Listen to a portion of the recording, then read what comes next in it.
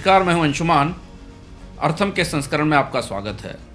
इस सप्ताह अर्थम का विषय तय करने को लेकर बोनस की एडिटोरियल टीम में लंबी बहस हुई। कई सारे विषय सामने थे। खासतौर से कुछ उत्साही सदस्यों का कहना था कि हम क्रिप्टो पर बात करें, जिसके बारे में एक नया कानून आया है। लेकिन अंततः इजराइल और ईरान के युद्ध की परिस्थिति को देखते हुए, हॉर्मुज बंद होने की संभावनाओं को देखते हुए, जब तक हम इसे रिकॉर्ड कर रहे थे उस वक्त तक टीम ने तय किया कि हम अर्थम का, पिछले अर्थम का अगला संस्करण लेकर आए। तो आज के अर्थम को आप पिछले अर्थम का दूसरा अध्याय मान सकते हैं। दरअसल हुआ ये कि बीते सप्ताह अर्थम के बाद मेरे पास कई सारे प्रश्न आए, आप सबकी प्रतिक्रियाएं आई, उत्साहवर्धक थी, बहुत सारे प्रश्न भी मिले, जिसमें ये सवाल थे, चिंताएं थी कि यदि ये खाड़ी के रास्ते जिन पर युद्ध चल रहा है वो बंद हो जाते हैं तो तेल की आपूर्ति के वैकल्पिक रास्ते क्या होंगे। जाहिर है, जब ऊर्जा सुरक्षा ही नहीं होगी तो फिर इस दुनिया में रखा क्या है। तो इसलिए हम इस बार चलते हैं जंग से दागीन खतरनाक समुद्री रास्तों से दूर, जहां कुछ उम्मीद जग रही है। उन रास्तों पर जहां सियासत तो भरपूर है, लेकिन भविष्य की दुनिया इस जंग के बाद इन्हीं के सहारे होगी। तो इस बार का अर्थम ठीक उसी तरह चलेगा। कुछ किस्से होंगे, कई तथ्य होंगे, सवालों में बटा हुआ विश्लेषण होगा और उसके बाद एक इंडेक्स होगा।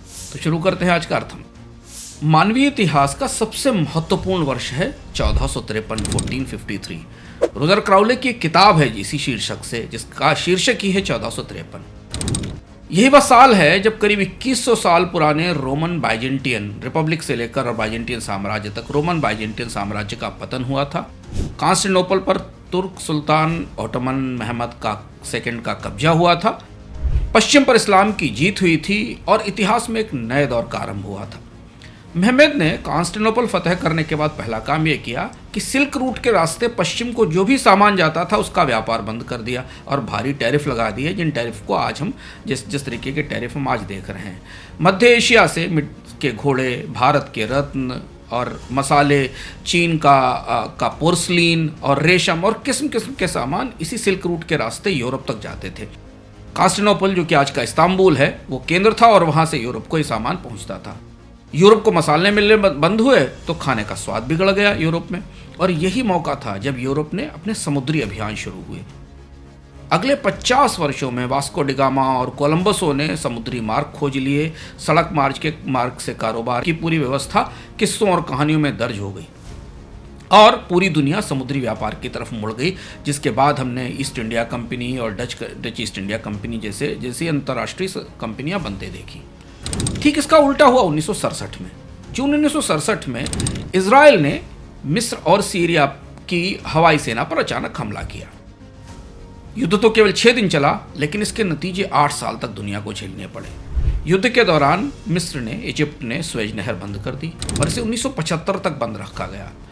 तब स्वेज नहर, जो आज भी है, यूरोप को एशिया से जोड़ने वाला सबसे प्रमुख रास्ता था। यह सबसे बड़ा समुद्री कॉरिडोर था जहां से मालवाहक जहाज जाते थे। जब यह रास्ता बंद हुआ तो 15 मालवाहक जहाज येलो फ्लीट के नाम से इस नहर में फंस गए और रेगिस्तानी रेत से ढके हुए 8 साल तक वहीं खड़े रहे। इसी संकट के दौरान एक लेबनानी व्यापारी रोजर एडवर्ड तमराज को कुछ नई सूझ आई।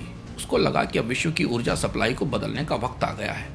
तमराज काहिरा में पैदा हुए थे, हार्वर्ड से MBA किया था। ये 1973 का साल था जब उन्होंने 200 मील लंबी सुमेद पाइपलाइन की, SUMD, इसको सुएज मेडिटेरियन पाइपलाइन कहते हैं, इस पर काम शुरू किया।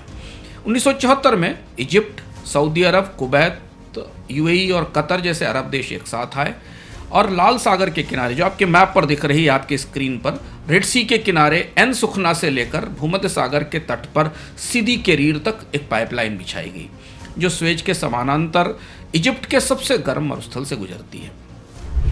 1977 में जब यह पाइपलाइन शुरू हुई, तब से आज तक यह प्रतिदिन 25 लाख बैरल के आसपास तेल लाल सागर से भूमध्य सागर तक पहुंचाती है, रेड सी से और मेडिटेरियन तक। ऊर्जा की दुनिया इसे अरब देशों की एकता का और इंजीनियरिंग का प्रतीक मानती है। देखिए कि इतिहास खुद को दोहराता नहीं है, बल्कि छलांग मारकर वापस लौटता है।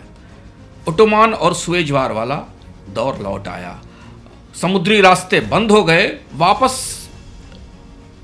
स्थलीय रास्तों और पाइपलाइन के रास्तों की तरफ बढ़ने की उम्मीद बनने लगी और अब वही विकल्प दिखने लगा कि जो स्थिति हमें दुनिया के ऑयल कॉरिडोर्स पर दिख रही है जंग की इस समय, होर्मुज पर, स्वेज पर, और जो गैस इजराइल के सहारे मध्य पूर्व से यूरोप को जाती उन रास्तों पर।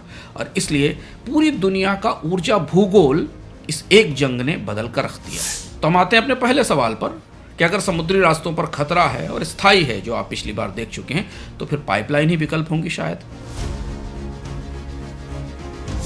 दरअसल 15वीं सदी में जैसे यूरोप ने सिल्क रूट छोड़ा था और नए समुद्री रास्ते तलाशने शुरू किए थे, यूरोपीय, पुर्तगीज और स्पेनिश और ब्रिटिश जहाज, बड़े बड़े जहाज समुद्र में के रास्ते खोजते हुए भारत और पूर्वी एशिया की तरफ जाते थे, ठीक उसी तरह होर्मुज स्ट्रेट्स और स्वेज नहर से अब तेल का परिवहन खतरे में है।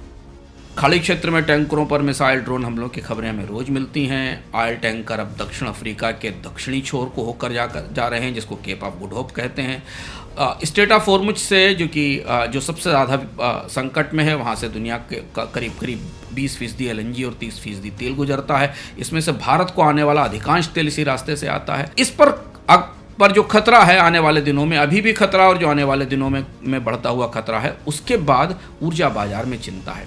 चिंता इस बात को लेकर नहीं है कि ये जंग इस समय रुक जाएगी, बल्कि चिंता ये है कि ये लंबे समय तक चलने वाली समस्या है और इन रास्तों पर अब निर्भरता कब तक रहेगी, क्योंकि जब अगर आगे भी टैंकरों पर हमले हुए तो तेल खौल उठेगा। और इसलिए इतिहास ये बताता है कि पश्चिम एशिया में भूमध्य सागर से फारस की खाड़ी तक का जो पूरा हिस्सा है, जहाँ पर किस्म किस्म के भू राजनीतिक खतरे मौजूद हैं, उनसे बचने के लिए दुनिया को, उन जोखिमों को समाप्त करने के लिए दुनिया को कुछ नए वैकल्पिक रास्ते चाहिए। उन रास्तों की तलाश करनी होगी जिनसे कि कच्चे तेल और गैस को दुनिया में पहुंचाया जा सके। और इसलिए अब अगले दशक पाइपलाइन के हैं, क्योंकि उन्हीं के जरिए सुरक्षित तेल और गैस का परिवहन संभव है।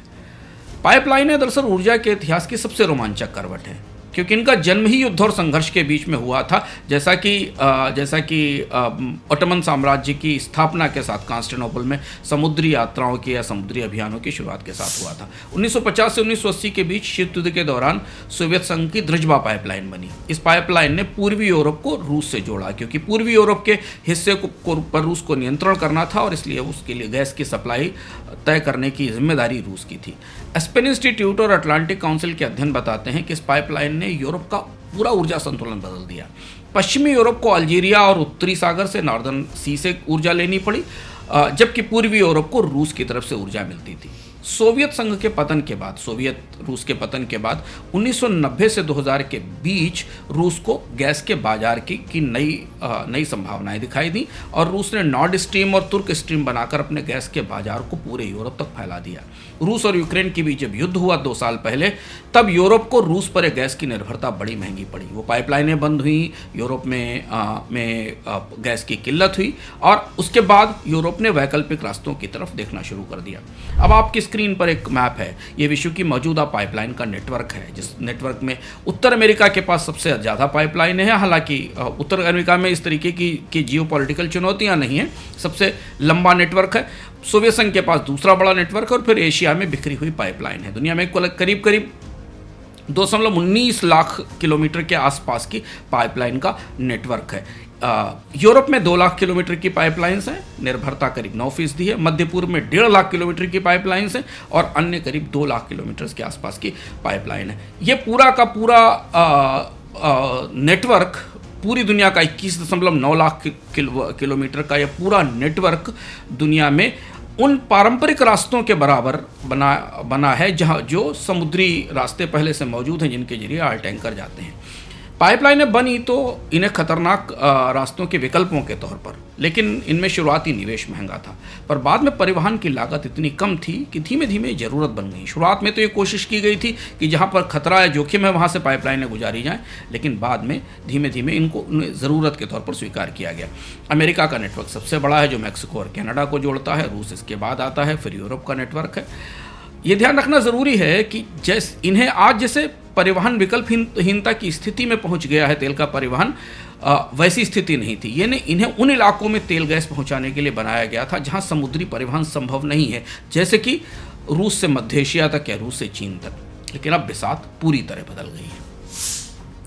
तो आपके दिमाग में सवाल होगा कि करीब 22 लाख किलोमीटर का पाइपलाइन नेटवर्क तो है, फिर ये पर्याप्त नहीं है, फिर इतनी पाइपलाइन को लेकर इतनी चर्चा अब क्यों शुरू हो रही है? यकीन मानिए बिल्कुल 22 लाख किलोमीटर का नेटवर्क कतई पर्याप्त नहीं है। पश्चिम एशिया में संकट के बाद पूरी दुनिया का ऊर्जा नक्शा नए सिरे से बिछाया जा रहा है, जिसमें पाइपलाइनें नया सिल्क रूट होंगी। यूरो न्यूज़ का एक अध्ययन में पढ़ रहा था, वह बताता है कि होर्मुज से जो करीब 30% तेल और 28% LNG जाता है, ज़्यादातर एशिया को यहाँ से तेल मिलता है। ईरान के साथ जंग की स्थिति में एशिया की तेल आपूर्ति को लेकर सबसे बड़ी चुनौती है। ताज़ा युद्ध के दौरान ऐसी खबर आई थी कि बंदर अब्बास के पास इलेक्ट्रॉनिक सिस्टम पर असर पड़ा था, जिससे जहाज़ों की नेविगेशन अस्त व्यस्त हुई थी। अब इसका कोई विकल्प नहीं है कि होर्मुज स्ट्रेट या रेड सी के जैसे रास्तों के बराबर या इन रास्तों के पैरेलल कुछ पाइपलाइन नेटवर्क बनाए जाएं। कॉन्सेंस एनर्जी का मैं आकलन पढ़ रहा था, सऊदी की पेट्रो पाइपलाइन करीब 48 लाख बैरल प्रतिदिन की है और यूए की फुजैरह पाइपलाइन 15 लाख बैरल प्रतिदिन तेल लेकर आती है। दोनों करीब 13% तेल ले जा सकती हैं, पर यह होर्मुज का विकल्प नहीं बन सकती।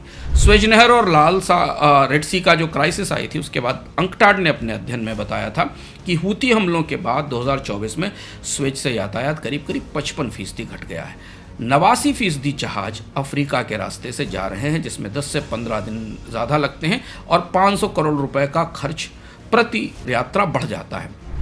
सुमेत पाइपलाइन, जिसका हमने जिक्र किया, 23 लाख से 24 लाख बैरल तेल प्रतिदिन ले जाती है, लेकिन जितनी डिमांड है यूरोप के बाज़ारों की, उस हिसाब से बिल्कुल पर्याप्त नहीं है। तीसरा हिस्सा यूरोप का है। यूरोप में कई कमजोरियां हैं। 2024 में रूस यूक्रेन का समझौता खत्म होने के बाद पूर्वी यूरोप को गैस बंद हो गई। कार्नेगी इंस्टीट्यूट ने अपने अध्ययन में बताया कि अब LNG और तुर्क स्ट्रीम से 15.8 घन मीटर गैस यूरोप को आती है, जो यूरोप की ज़रूरत के हिसाब से पर्याप्त नहीं है। यूरोप को नई पाइपलाइनें चाहिए। इस पूरे पाइपलाइन नेटवर्क में अमेरिका कमोवेश कम मुश्किल में दिखता है, क्योंकि उसके पास तेल और गैस भी है और परिवहन का नेटवर्क भी है। सबसे बड़ी चुनौती इस युद्ध के कारण, जो युद्ध आपको पश्चिम एशिया में होता दिख रहा है, उसमें 3 बड़े क्षेत्रों को है: यूरोप, चीन और भारत, क्योंकि मध्य पूर्व इनकी गैस का, इनकी तेल का सबसे बड़ा स्रोत है और अमेरिका के पास की आपूर्तियां मौजूद हैं और अमेरिका से यूरोप को लाने का रास्ता केवल टैंकर ही है। तो अगला सवाल होगा कि चीन की तैयारियों का ब्लूप्रिंट क्या है, क्योंकि चीन सबसे उत्सुकता से इस पूरे मामले में देखा जा रहा है और चीन की अर्थव्यवस्था को ऊर्जा की, ईंधन की, LNG की, तेल की बड़ी ज़रूरत है।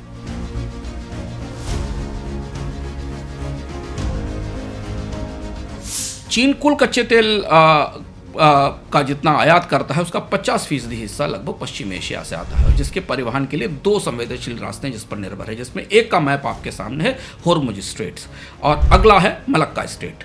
ये दूसरा हिस्सा है जो आपको मलेशिया और इंडोनेशिया के बीच में दिखाई देता है।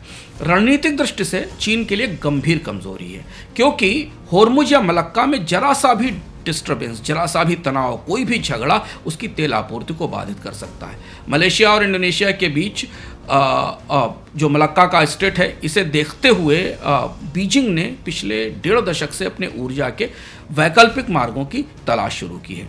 चीन ने कई पाइपलाइन गलियारों में निवेश किया है, ताकि समुद्री चोक पॉइंट्स पर निर्भरता घटाई जा सके। ये ध्यान से देखिए, ये आपको जो उलझा हुआ सा मैप दिखाई दे रहा है, ये चीन का एनर्जी नेटवर्क है।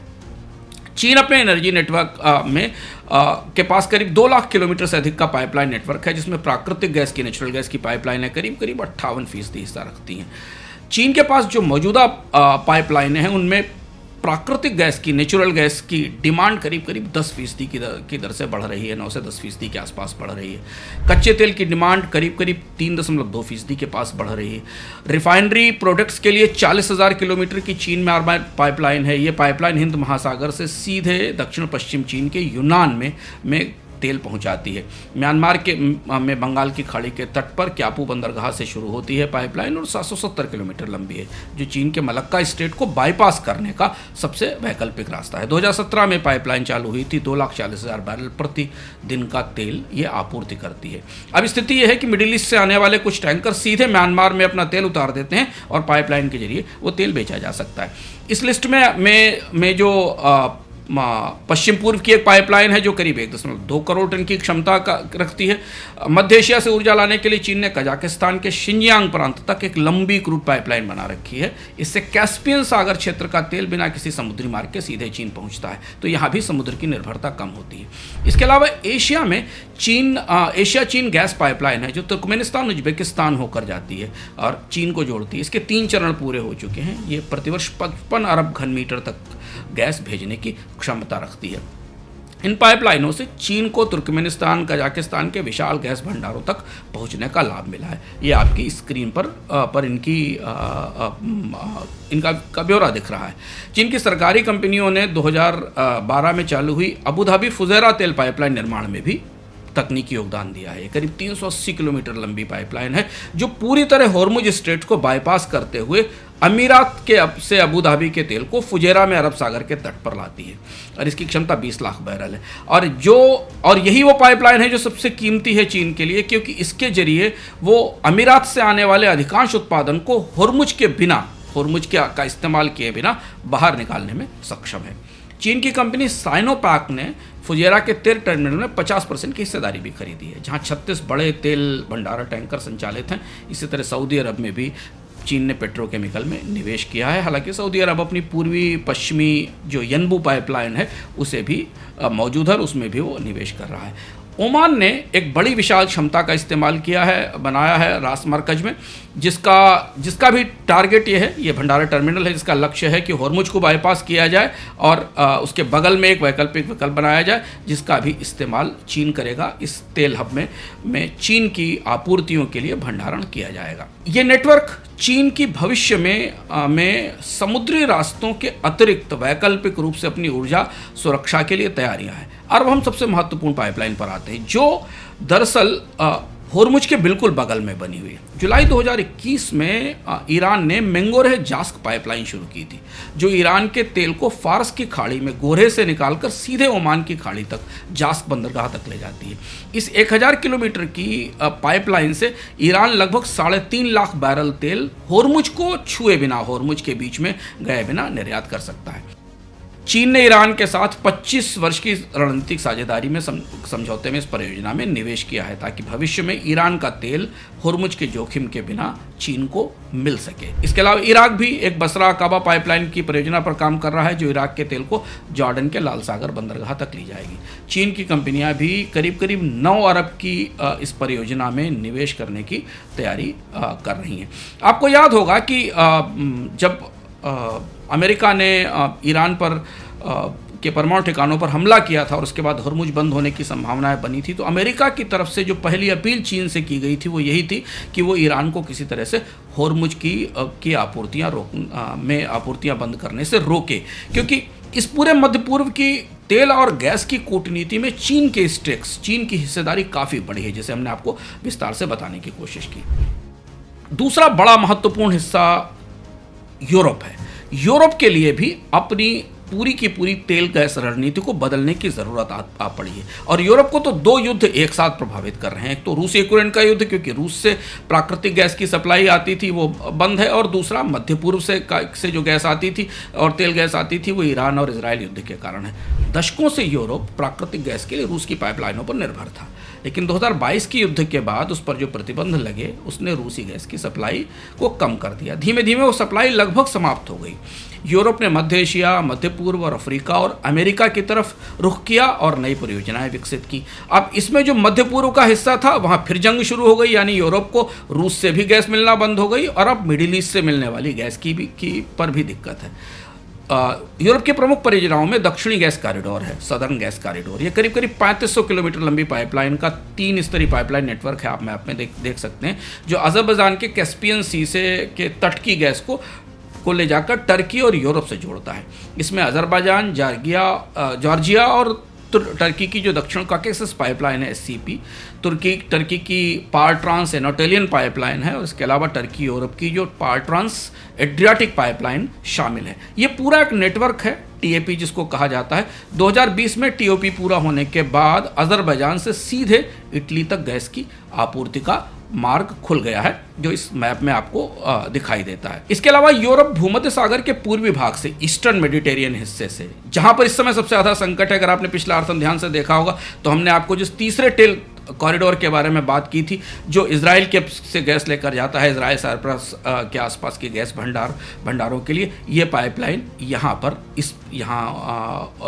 बनाई जा रही है। इसी वजह से इसका नाम ईस्ट मेड पाइपलाइन रखा गया है, जो कि ईस्टर्न मेडिटेरियन पाइपलाइन है, जो सुमेड से जुड़ेगी, जिसका जिक्र हमने शुरुआत में किया था। ये इजराइल और साइप्रस के जो तटीय क्षेत्र हैं जहाँ पर गैस निकलती है, खासतौर से इजराइल की जो एक बड़ी गैस फील्ड है लेवाइथन, जिससे इजिप्ट को गैस जाती है और वहाँ से यूरोप को भेजी जाती है, ये पाइपलाइन उसे जोड़ेगी। इसमें साइप्रस, ग्रीस और इटली से मिलने वाली गैस यूरोप को मिलेगी।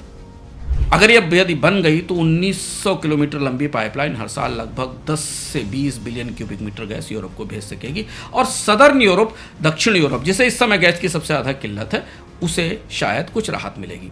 यूरोप ने नई पाइपलाइन परियोजनाओं में नाइजीरिया मोरक्को पाइपलाइन बनाने की तैयारी की है, जो वेस्ट अफ्रीका के कोस्ट से मोरक्को और वहाँ से स्पेन तक गैस पहुँचाएगी।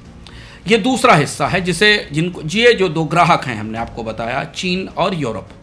अब तीसरा जो सबसे बड़ा सप्लायर है, उसे एक नया बाजार चाहिए और सप्लायर का नाम है रूस। रूस को अपना पारंपरिक यूरोपीय बाजार गंवाना पड़ा है। यूरोपीय समुदाय रूस पर प्रतिबंधों की 18वीं किश्त लगाने जा रहा है, जिसके बाद रूस के लिए अपना कच्चा तेल और गैस बेचना और ज़्यादा मुश्किल हो जाएगा। तो इस स्थिति में क्रेमलिन को, रशिया को, एशियाई देशों, चीन और भारत को ऊर्जा निर्यात में शामिल करने के अलावा कोई विकल्प नहीं है। भारत की निर्भरता भी रूस पर कच्चे तेल के आयात के लिए काफ़ी ज़्यादा है। रूस के लिए यही दो बड़े बाजार बचे हुए हैं और इसलिए रूस नया ढांचा बनाने में लगा हुआ है। रूस ने 2019 में चीन के साथ एक 30 साल का गैस आपूर्ति समझौता किया था। काफ़ी महत्वपूर्ण डील थी। इसके तहत एक पाइपलाइन नेटवर्क है जिसका नाम है पावर ऑफ साइबेरिया। ये पूरा नेटवर्क शुरू किया गया। ये बेहद विशाल पाइपलाइन, अपने मैप में आप देखिए रूस में कहाँ से यमाल से लेकर और चीन तक आती है। पावर ऑफ साइबेरिया पाइपलाइन है, ये याकुतिया से निकलती है और कोविक्ता गैस क्षेत्र से निकल के सुदूर पूर्व में होते हुए चीन के बॉर्डर तक जाती है, चीन की सीमा तक जाती है, मंगोलिया को क्रॉस करती हुई। दिसंबर 2019 में रूस ने सबसे पहले इससे गैस भेजी थी और वो चीन के बाजार तक पहुंची थी और ये सफल परीक्षण इस पाइपलाइन का हो गया और इससे अब गैस की आपूर्ति चल रही है। चीन की मांग और ज़्यादा है गैस की, तो रूस ने पावर ऑफ साइबेरिया पार्ट 2 का प्रस्ताव भी किया है, जो आपको इस मैप में दिखाई दे रही है। दूसरी लंबी पाइपलाइन ये पश्चिम साइबेरिया की गैस को सीधे चीन तक ले जाएगा, यानी यमाल से लेकर चीन तक का सबसे बड़ा नेटवर्क होगा। अप्रैल 2023 में रूस ने इस पाइपलाइन के रूट को अंतिम रूप देना शुरू कर दिया था। इससे पहले वही गैस जाएगी जो यूरोप जाया करती थी। जो यमाल से जाने वाली गैस जो यूरोप को भेजी जाती थी, उसे अब चीन को भेजा जाएगा। इन परियोजनाओं से आप ध्यान दीजिएगा, इन परियोजनाओं से रूस चीन को संभावित रूप से 2030 तक 80 से 100 billion cubic metre gas supply करने की स्थिति में आ जाएगा। और ये रूस के लिए इतना बड़ा बाजार होगा और चीन को एक तरह से स्थायी रूप से समुद्री मार्गों को निकाल दें। झगड़ा होता रहे साउथ चाइना सी में, जंग होती रहे मध्य पूर्व के समुद्रों में, फारस की खाड़ी में स्वेज में संकट होता रहे जापान और कोरिया के बीच में, पर चीन की अर्थव्यवस्था को स्थायी रूप से गैस मिलेगी और उसमें बीच में कोई भी सागरीय मार्ग नहीं आएंगे। रूस ने 2009 से 2012 के बीच पूर्वी साइबेरिया से प्रशांत महासागर तक के लिए भी एक तेल निर्यात की पाइपलाइन का प्रस्ताव किया, जिसको ESPO कहा जाता है, ईस्ट साइबेरियन पैसिफिक ओस्ट पाइपलाइन है। ये बिछाई गई। ये पाइपलाइन तायशेत से खोरबत तक, रूस से आगे प्रशांत के तट तक जाती है और इसकी एक और शाखा बाद में स्कोवोरोडिनो से चीन तक पहुंच जाएगी और चीन के दाकिंग शहर में जाकर ये खत्म होगी। तो ये तीसरा रास्ता होगा जो चीन को रूस से गैस पहुंचाएगा। ESPO की क्षमता करीब 16 लाख बैरल पर दिन की और ये ऑयल पाइपलाइन है, जिसमें 6 से 7 लाख बैरल तेल प्रतिदिन उत्तरी चीन को और बाकी पूर्वी बंदरगाह के जहाज़ों से जापान और दक्षिण कोरिया और एशियाई बाजारों को भेजा जाता है। तो ये तेल पाइपलाइन है जिसने चीन की तेल की ज़रूरतों को पूरा किया है। इसके अलावा रूस ने कैस्पियन और ईरान कॉरिडोर को विकसित करने की कोशिश की और ईरान और इजराइल की इस जंग में रूस इसलिए बेहद महत्वपूर्ण भूमिका निभा रहा है। जुलाई 2022 में रूसी कंपनी गैज़प्रोम ने ईरान की राष्ट्रीय तेल कंपनी के साथ $40 बिलियन के एक समझौते पर हस्ताक्षर किए थे, जिसमें ईरान में गैस के विकास, एलएनजी संयंत्र बनाने और पाइपलाइन बनाने में सहयोग शामिल था। जून में इस जंग के ठीक बीचों बीच रूस के राष्ट्रपति व्लादिमीर पुतिन ने घोषणा की थी कि रूस ईरान को गैस एक्सपोर्ट करने के लिए एक पाइपलाइन बना रहा है, जो अजरबैजान के सहारे ईरान तक जाएगी। ईरान इस पूरे नेटवर्क का ये जो आपको एक ट्रायंगल बनता दिख रहा है, रूस, ईरान और चीन का, इसमें ईरान की तैयारी ये है कि वो रूस से मिली हुई कुछ गैस को पाकिस्तान, टर्की जैसे पड़ोसी देशों को बेचेगा, और ईरान की कोशिश है कि वो अपने को एक क्षेत्रीय गैस हब के रूप में तैयार करे, जिसमें रूस से आने वाली गैस को दुनिया के अन्य हिस्सों में बेच सके। मगर इसके लिए फंड्स की ज़रूरत है, बुनियादी ढांचे की ज़रूरत है, जिसमें रूस निवेश करने को तैयार है। इसके अलावा रूस और ईरान मिलकर एक वैकल्पिक व्यापार मार्ग बना रहे हैं, जिसकी चर्चा भारत में भी है, जिसे अंतर्राष्ट्रीय उत्तर दक्षिण परिवहन कॉरिडोर कहा जाता है, INSTC। ये रूस के कैस्पियन से होकर ईरान के बंदर अब्बास और चाबहार से होते हुए समुद्र के रास्ते भारत के मुंबई तक आता है। तो ये भी एक रास्ता है जिस रास्ते के जरिए समुद्री रास्ते का थोड़ा इस्तेमाल करते हुए गैस की और खासतौर से तेल की आपूर्ति की जा सकती है। पाइपलाइन बनाम समुद्री मार्ग अपने लाभ के साथ चुनौतियाँ लेकर आते हैं। एक पाइपलाइन बिछाने में शुरुआत में अरबों डॉलर का भारी निवेश, वर्षों का निर्माण समय लग सकता है। जैसे कि पावर ऑफ साइबेरिया पाइपलाइन पर $55 बिलियन का खर्च हुआ। ईरान पाकिस्तान जैसी पाइपलाइन लाइनें फंड की कमी से अटकी पड़ी हैं। दुनिया के कई हिस्सों में पाइपलाइन परियोजना है, पर उनके पास फंड्स नहीं है। इसके विपरीत समुद्र का ढांचा, बंदरगाह, टर्मिनल काफ़ी हद तक मौजूद हैं, स्थापित हैं। समुद्री परिवहन की पर यूनिट लागत काफ़ी कम है, लेकिन परिवहन के दौरान जो लागत आती है, जिसमें फ्यूल है, जिसमें रिस्क है और जोखिम है, वो थोड़े ज़्यादा होते हैं। पाइपलाइन की इंफ्रास्ट्रक्चर कॉस्ट ज़्यादा है, उसे लगाने की, बनाने की क्षमता ज़्यादा है, लेकिन एक बार जब परिवहन चालू हो जाए तो पर यूनिट तेल गैस परिवहन में खर्च सीमित हो सकता है और लंबी अवधि में मुनाफा मिल सकता है। इसलिए जहाँ पर डिमांड स्थिर है, ये बढ़ रही है, जैसे कि रूस और चीन के गैस परियोजनाओं को देखिए, वहाँ पाइपलाइन का आर्थिक आधार बेहद मजबूत है, क्योंकि चीन को लगातार नियमित रूप से गैस की आपूर्ति चाहिए और रूस के पास विशाल गैस और तेल के भंडार मौजूद हैं। जबकि जो छोटे बाजार हैं, उनके लिए LNG टैंकर एक लचीलापन का विकल्प देते हैं। ये परिस्थिति है दुनिया के पाइपलाइन नेटवर्क की।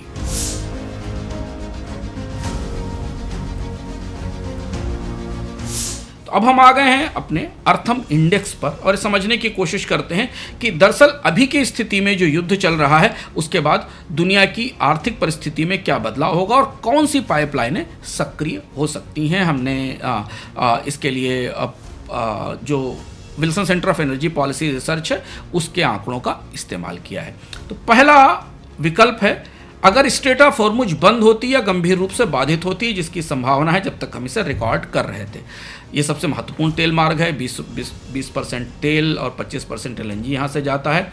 ईरान इजराइल युद्ध या टैंकरों पर हमले होने से विश्व में ऊर्जा संकट आ सकता है। परिणाम क्या होगा? आप देखिए कौन सी पाइपलाइन एक्टिव होंगी और सक्रिय होंगी, ये देखना ज़रूरी है।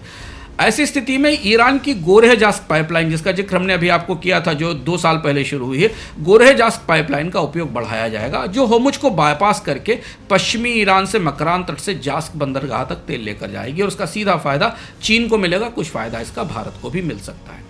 सऊदी अरब की जो दूसरी पाइपलाइन है अबकैक से यानबू वाली लाल सागर की, ये पूर्व पश्चिम पाइपलाइन की क्षमता बढ़ाई जाएगी, जो होर्मुज से बचाएगा ताकि होर्मुज में जहाज जाकर फंस ना जाए। तीसरी जो पाइपलाइन है वो हबशान फुजैरा की पाइपलाइन है, जो अबू धाबी से ओमान की खाड़ी तक तेल ले जाती है और यहाँ से तेल ले जाया जाएगा।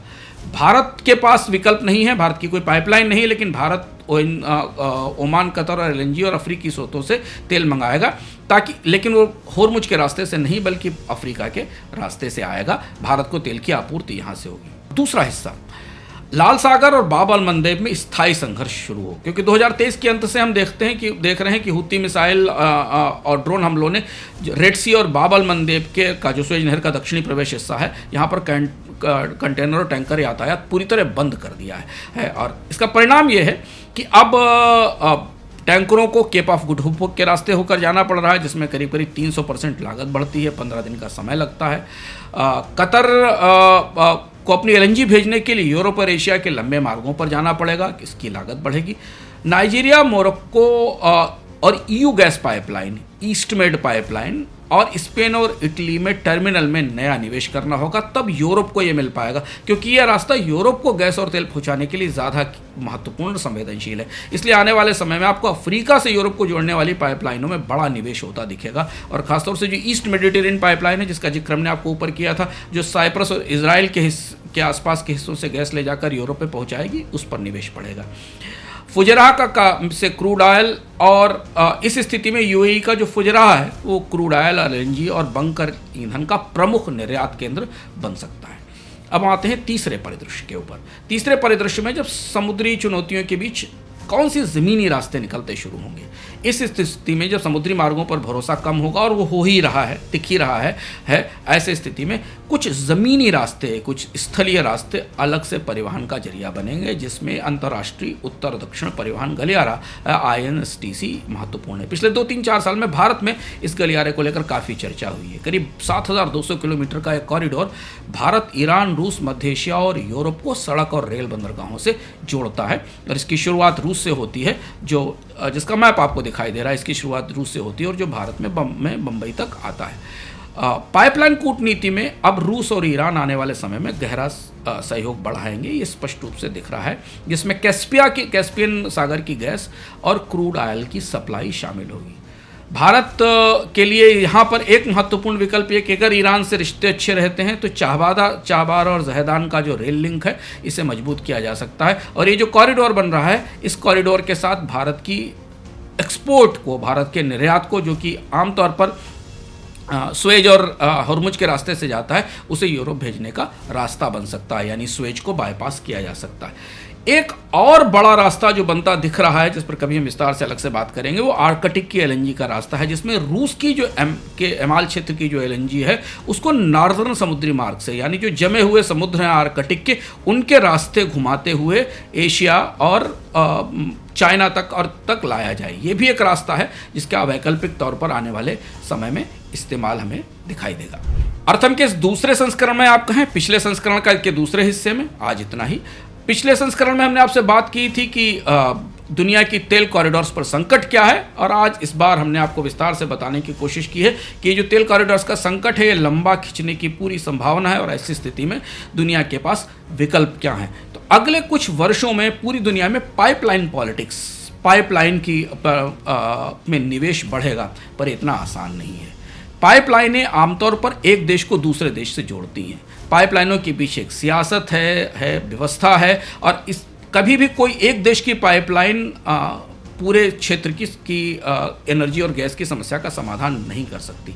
तो आप ये मान सकते हैं कि जो दुनिया इस समय मध्य पूर्व में जंग में उलझी है, जो दुनिया इस समय रूस और यूक्रेन की जंग में उलझी है, वो थोड़े समय बाद ऊर्जा सुरक्षा के लिए फिर मेज पर आकर बैठेगी, फिर नए रिश्ते बनाएगी, और वो नए रिश्ते इस बार पाइपलाइन के जरिए बनेंगे, समुद्री परिवहन मार्गों के बजाय। और अब पाइपलाइनें एक देश की सीमा को, भौगोलिक सीमा को क्रॉस करके दूसरे देश में उतरेंगी और ऊर्जा सुरक्षा पहुंचाएंगी। और यही पाइपलाइनें भविष्य के नए सिल्क रूट होंगे मौजूदा परिस्थिति में, जो हमें अंतर्राष्ट्रीय ऊर्जा परिदृश्य दिखता है। शुरुआती दिनों में इसका असर हमें अंतर्राष्ट्रीय स्तर पर खर्च बढ़ने में और पाइपलाइन में बड़े इन्वेस्टमेंट्स में दिखाई देगा, जिसकी लागत ईंधन की लागत को बढ़ा सकती है, ऊर्जा की लागत को बढ़ा सकती है। लेकिन लंबे समय में, 20 साल से 15 साल में, फिर यही पाइपलाइनें सस्ता तेल और गैस पहुंचाने लगेंगी। अर्थ में आज इतना ही, फिर मिलते हैं अगले सप्ताह किसी नए विषय के साथ। धन्यवाद।